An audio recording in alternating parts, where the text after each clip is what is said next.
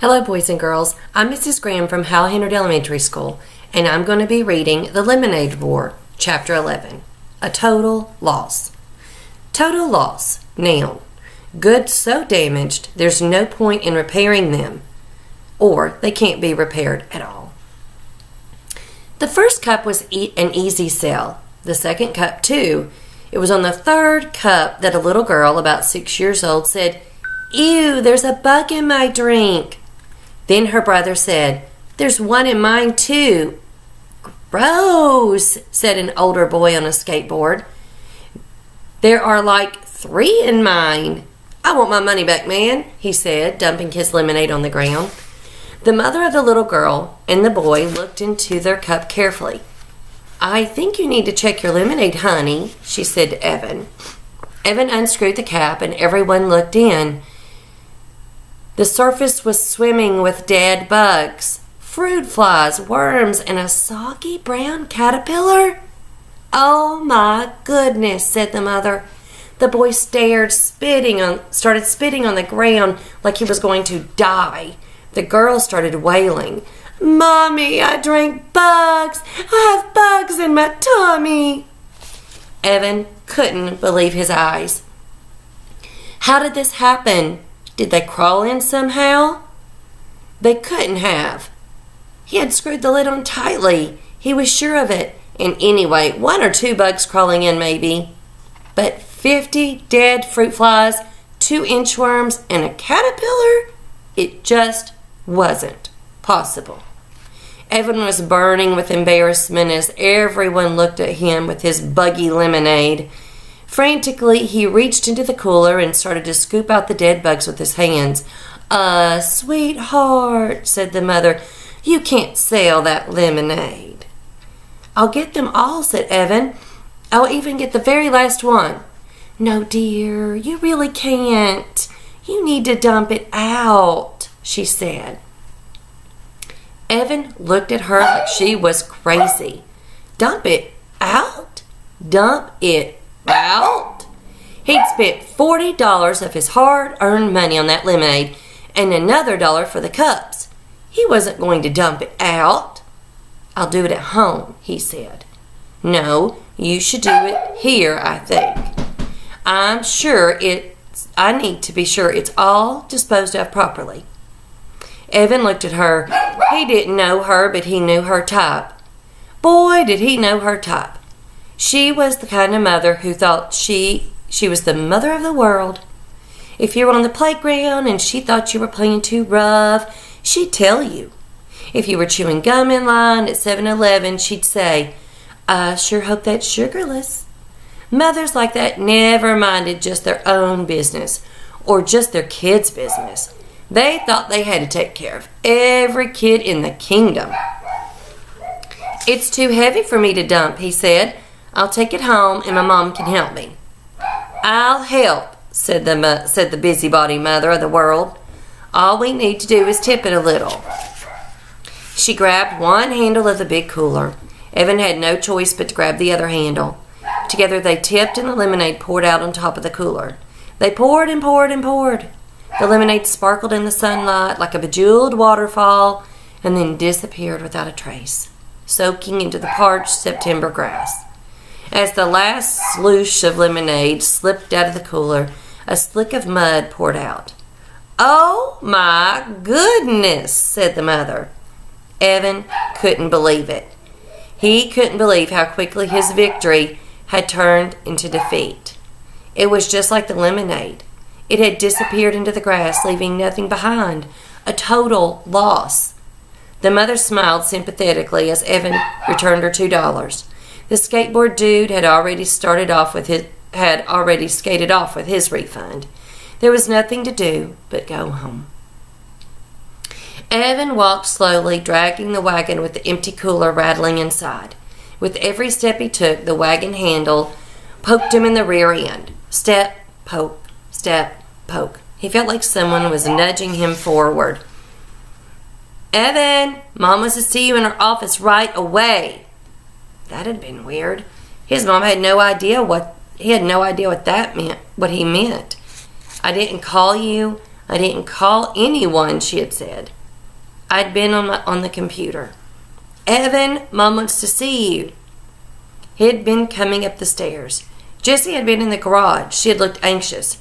Right away, she had said. Evan stopped walking. He stared at the empty cooler, then he started to run. The wagon bounced crazily along the uneven sidewalk. Twice it tipped over. What did it matter, thought Evan angrily. There's no lemonade to spill. By the time he got home, he had it all figured out. He looked in the kitchen trash and found 3 Ziploc bags, inside and out, sticky with lemonade. He shook the fruit bowl and noticed how few fruit flies took to the air. If he had the right materials, he would have dusted the cooler for fingerprints, but there was really no need for that. He knew what he would have found. Jessie was all over this one. That rat, that lousy, rotten, stinking rat of his sister, he shouted.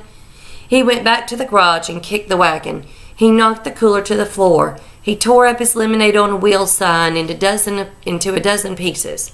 He was going to lose. He had $100, he was sure of it, and he had just 62 left. Tonight, before the fireworks, when they counted their money, she would be the winner, and he would be the loser. Winner takes all, loser gets nothing. It was so unfair. Evan stomped upstairs to his room. He slammed his door so hard it bounced open again. When he went to close it, he was staring across the hallway straight into Jessie's room. He could see her neatly made bed covered with couche pillows, the poster of Bar Harbor from their trip to Maine this summer, and her night table with Charlotte's Web at the ready. Evan crossed the hall, then paused at Jessie's door. There was the rule about not entering. Well, she'd broken the first rule, even though there wasn't really a rule about fruit flies and lemonade. It was clearly a dirty trick. Evan walked in and went straight to Jessie's desk door. There was the fake pack of gum inside the key. Did she really think he didn't know where she hid it? He had seen her slip the key inside the box when he was passing by on his way to the bathroom. Jessie was smart, but she wasn't smooth. He'd known for months where the key was hidden. He just hadn't bothered to use it, until now. It took him a while to find the lockbox. He checked the bureau drawers first and then under Jessie's bed. But finally he found it, hidden in her closet. Again, not very smooth. Evan carried the key and the lockbox back to his room and sat on the bed. He put the key in the lock and opened the top. Then, the moment of truth, he lifted out the plastic change tray. There was a whole bunch of scraps of paper on top, and there was a folded index card too. Evan moved these aside and found a $10 bill paper clipped to a birthday card. Under that was an envelope labeled Pre-War Earnings with $4.42 inside. That was the money Jessie had before the lemonade war began. She kept it separate just like she promised. Next to it was a fat envelope labeled Lemonade Earnings. Evan opened the envelope. Inside, the bills were arranged by 1s, 5s, and 10s. All the bills were facing the same way, so the eyes of George Washington, Abraham Lincoln, and Alexander Hamilton were all looking at Evan as he counted out the cash. $208. There it was, the winning wad. Evan thought of how hard he had worked that week in the blazing sun and the scorching heat. He thought about the cooler full of lemonade pouring into the grass. He thought about handing over his $62.11 to Jessie, and how she'd smile and laugh and tell everyone she had won the lemonade war. The guys would all shake their heads. What a loser. Megan would turn away. What a stupid jerk. Evan slammed the lid of the lockbox shut. He stuffed the envelope in his shorts pocket. He was not going to let that happen. He wasn't planning to keep the money. not for good, but he wasn't going to let her have it tonight. When it came time to show their earnings, he'd have $62.11, and she would have nothing. He'd give her the money back tomorrow, or maybe the day after that, but not tonight. He suddenly felt a desperate need to get out of the house as fast as he could. He shoved the lockbox back into Jessie's closet and the key back into the fake pack of gum. "Hey, Mom," he shouted, not even waiting for her to answer back. "I'm going to school to see if there's a game, 'kay?" Hope you enjoyed Chapter 11, guys. Make sure to keep reading. You're about done with the book.